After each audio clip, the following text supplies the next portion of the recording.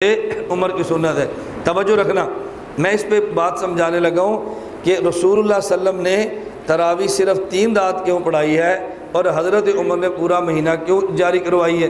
وجہ موجود ہے، صحیح بخاری میں روایت موجود ہے کہ رسول اللہ صلی اللہ علیہ وسلم نے 3 راتیں جماعت کروائیں اور چوتھی رکعت کو صحابہ کے رات کو باہر آئے، اللہ کے نبی صلی اللہ علیہ وسلم نہیں نکلے، اور صبح حضور پاک نے خطبہ دیا اور فرمایا کہ جب تم باہر آئے تو میرے علم میں تھا، لیکن میں نے باہر نکل کے جماعت کیوں نہیں کرائی؟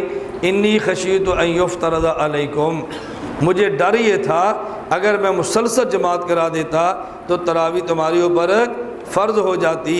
اور حضرت عمر رضی اللہ تعالیٰ عنہ نے پورا ماہ جماعت کیوں کرائی ہے؟ تاکہ اللہ کے نبی کی سنت کو جاری کر دیا جائے۔ تو رسول اللہ صلی اللہ علیہ وسلم نے پورا ماہ جماعت کیوں نہیں کرائی؟ تاکہ امت پہ فرض نہ ہو جائے۔ حضرت عمر نے پورا ماہ جماعت کیوں کروائی؟ تاکہ امت میں نبی کی سنت کو جاری کر دیا جائے۔ تو ان کے پورا ماہ جماعت نہ کرانے کی بھی حکمت موجود ہے، اور حضرت عمر کے پورا مہینہ جماعت کروانے کی حکمت بھی موجود ہے۔ احادیث موقوفہ، حضرت عمر کے دور میں بھی تراویح 20 رکعت، حضرت عثمان کے دور میں 20 رکعت، حضرت علی کے دور میں 20 رکعت، صحابہ کرام کے دور میں 20 رکعت، اور تابعین کے دور میں بھی 20 رکعت۔